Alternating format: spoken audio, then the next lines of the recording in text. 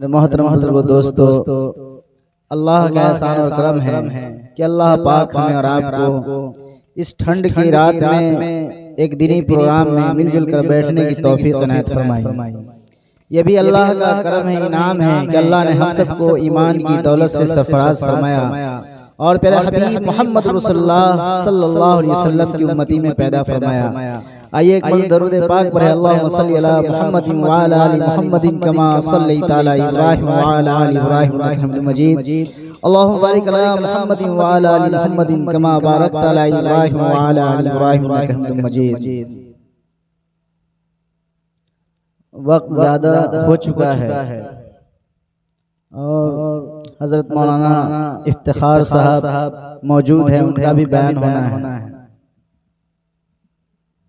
मैं बयान करना वक्त ज़्यादा होने की वजह से नहीं चाह रहा था, लेकिन मौलाना हैदर साहब की दरख्वास्त पर बैठना पड़ा। मैं ये कोशिश करूंगा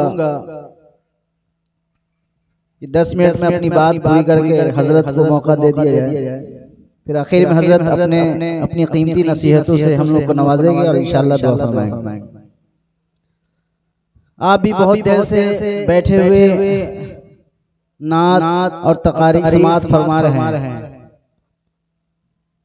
कुछ देर और बैठे इत्मीनान और सुकून के साथ। अल्लाह ताला हमारे बैठने को, सुनने को, बोलने को सबको कबूल फरमाए।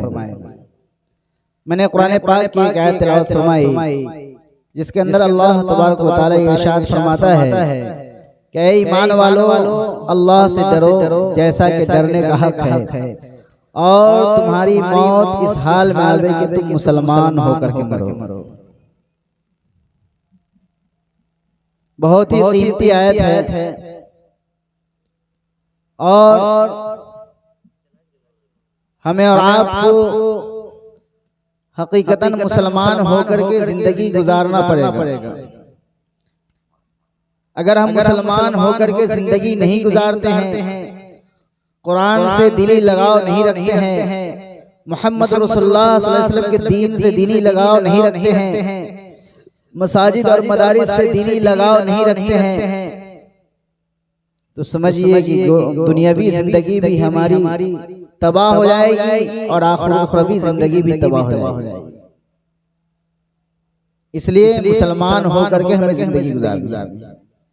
अल्लाह ने कहा कि डरो जैसा कि डरने का हक। एक जिंदगी होती है मनमानी और दूसरी जिंदगी होती है रब मानी। जो लोग मनमानी जिंदगी गुजारते हैं वो दुनियावी एतबार से और अपनी ज़हनी सोच के एतबार से कामयाब तो हो सकते हैं, लेकिन अल्लाह के अहकाम के मुताबिक, रसूलुल्लाह सल्लल्लाहु अलैहि वसल्लम के फरमान के मुताबिक वो कामयाब नहीं। और जो लोग रब मानी जिंदगी गुजारते हैं, अल्लाह ने दुनिया में भी उसको कामयाब किया है और इंशाअल्लाह आखिरत में भी कामयाब करेगा। बहरहाल ये शादी ब्याह का मौका है और उसी की मुनासबत से प्रोग्राम को मुनक़िद किया गया। बातें बहुत है लेकिन वक्त ही नहीं है, तो क्या कहा जाए। बस मुख्तसर ये बात कि शादी ब्याह के अंदर हमें दीनी एतबार से शादी करनी, दीन के एतबार से शादी करनी है। प्यारे हबीब मोहम्मद रसूलुल्लाह सल्लल्लाहु अलैहि वसल्लम ने फरमाया कि तुनकाहुल मरातु लिअरबइन खसाल, कि औरतों से 4 खसलत की वजह से शादी की जाती है, तो तुम उसमें से दीन को मुकद्दम रखना। फस्बर बिद्दीन तरीबत यदा।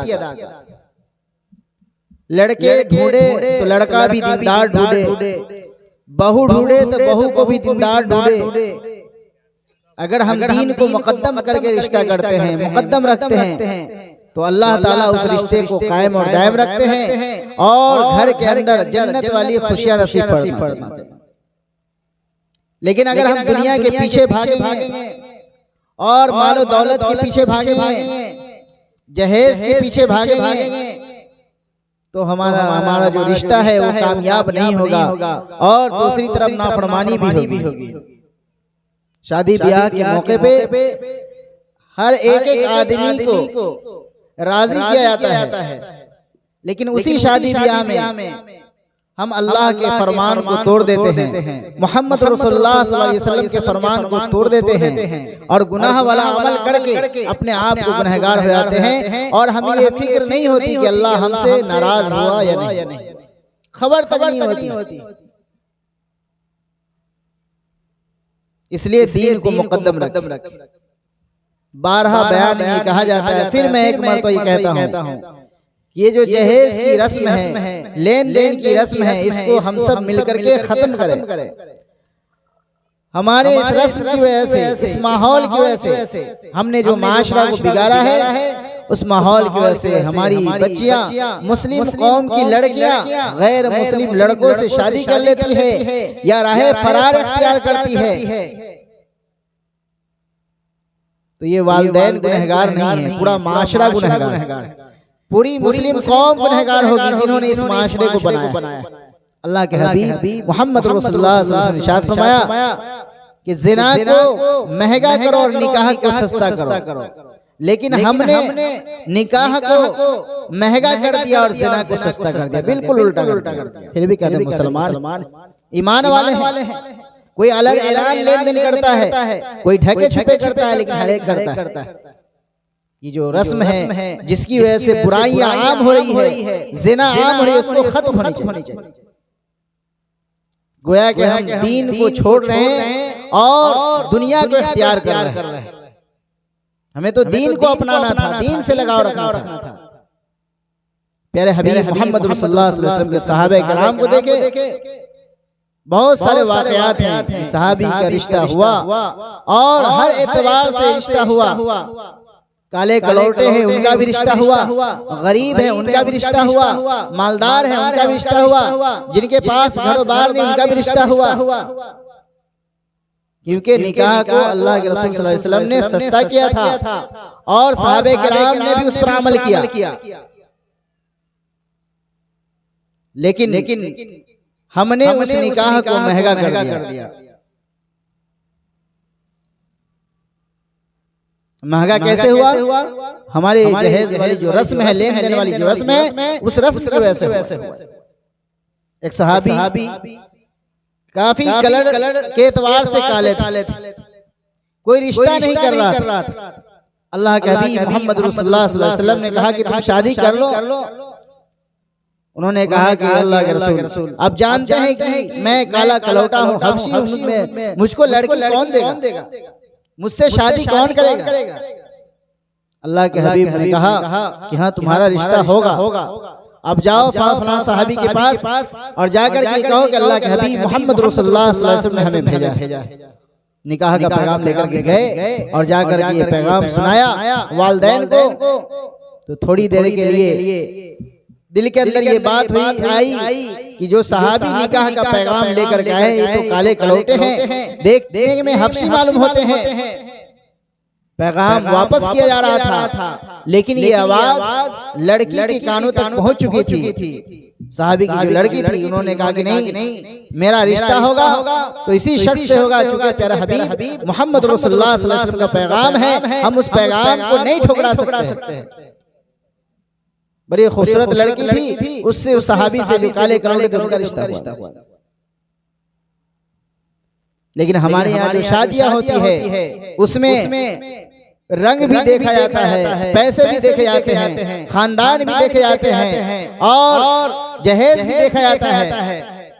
उसके बाद रिश्ते की बात होती है। यही वजह है कि पूरा का पूरा माशरा बिगड़ रहा है और तमाम के तमाम लोग उस माशरे को आबाद करके सब गुनहगार हो रहे हैं।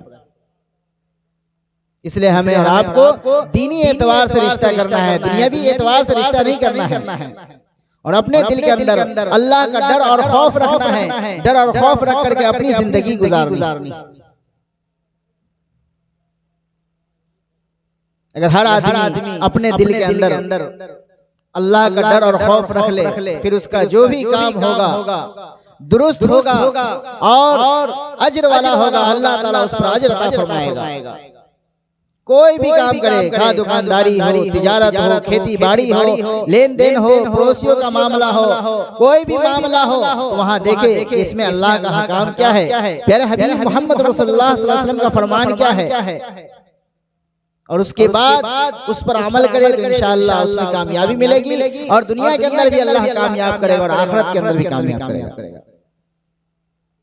बहरहाल बातें लंबी नहीं करनी है, तो अपने माशरे में जो बुराई है उसको खत्म करना है और दीनी माहौल को बनाना है, दीनी माशरा बनाना है और हमें उस तर्ज और तरीके पे चलना है, उस सुन्नत पे चलना है जो प्यारे हबीब मोहम्मद रसूलुल्लाह सल्लल्लाहु अलैहि वसल्लम का सुन्नत है, जो तरीका है उसी तरीके पे हमें, चाहे उसी तरीके पे चलने पर अल्लाह हमें दुनिया में भी कामयाब करेगा और आखिरत में भी कामयाब करेगा। दुआ कीजिएगा अल्लाह तबारक व तआला हमें और आपको कहने सुनने से ज्यादा अमल की तौफीक अता फरमाए। वमा अलैना।